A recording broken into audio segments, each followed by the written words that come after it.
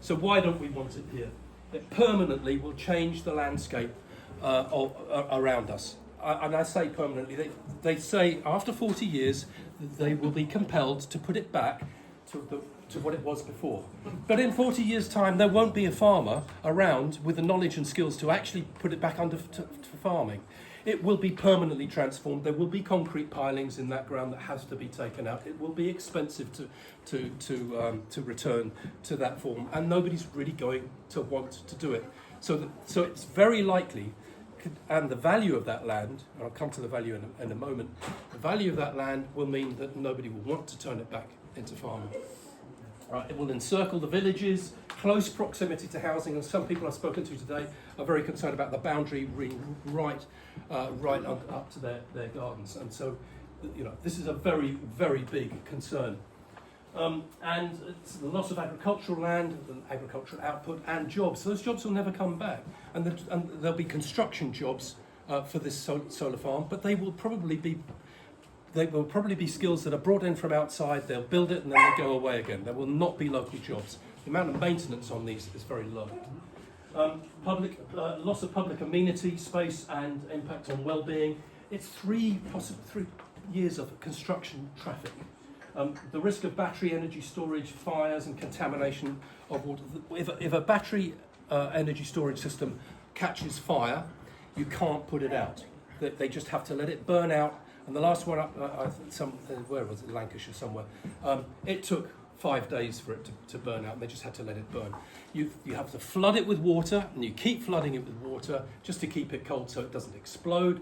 And then that water here that will be sitting on the chalk aquifer, the chalk aquifer is the drinking water for 250,000 people in Cambridgeshire.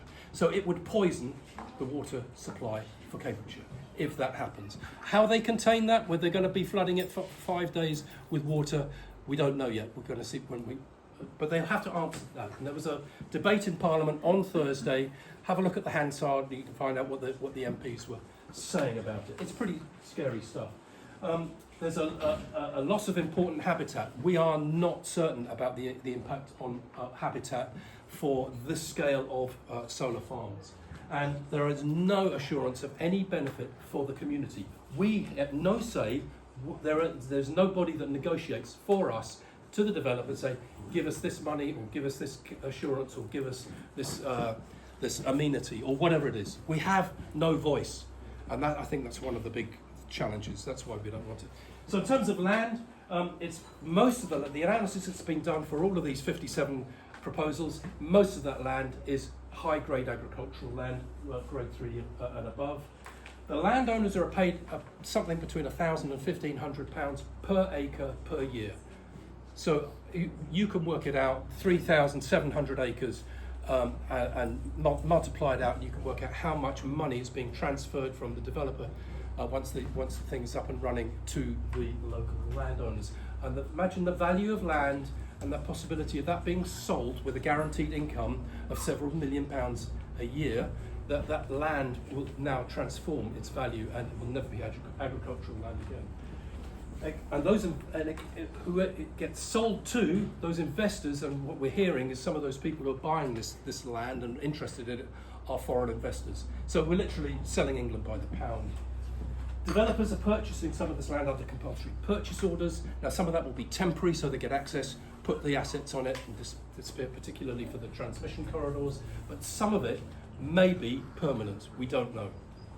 The developer finance can be international. So the assets, the business is owned by foreign investors, and the land and asset ownership, that whole thing can potentially then go offshore. That's not great for the UK growth agenda, because we get no benefit. Developer engagement. This is a really important area, I think, that we can win lots of arguments about. Kingsway will be judged by the quality of their engagement. And the local authority will actually write a report to the planning inspectorate to say how well the developer engaged with us. Some of you in this room may well have had letters from the developer saying, we want access to your land. I think we have very good evidence that the way that they handled that was really, really poor. I mean, really poor. The level of communication that we've had with the developer has been very poor. When they did the non-statutory consultation, they put the proposals in on the environmental impact assessment report. They put those proposals in just before Christmas. The designs and the environmental impact report, the final one, will probably hit us in the summer when we're all on holiday. So their timing is poor, the way that they communicate with us is poor, and they have been really upsetting and worrying a lot of the locals, and people should be rightly concerned about the way it's happening. And that goes as a black mark against their name. The planning inspector say, how's the developer been doing? Very, very badly. Well, that can actually be something. So if any evidence that we have that they are not communicating with us properly, actually that's a great argument. So far they've been proved for poor, all of this, and this access to land for surveys, and therefore we want to collect that evidence and submit that.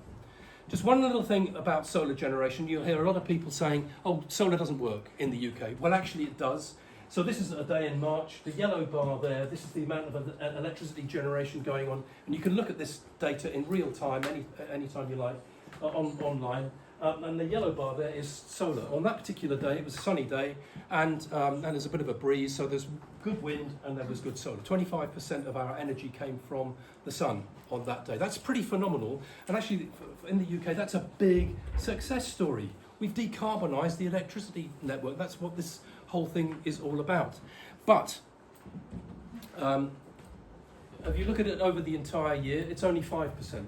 And that's because the sun doesn't shine every day. But if they build 70 gigawatts of solar assets all over the country, you'll only get 5% of the output of that over the year. Something of that. Well, it's probably about 11, 12, 13% of that solar potential output. So in terms of its load factor, as a generating capacity from big scale, it's not particularly attractive, and yet. That's why you have to build so much of it and put lots of battery storage in to collect more of it that you can use.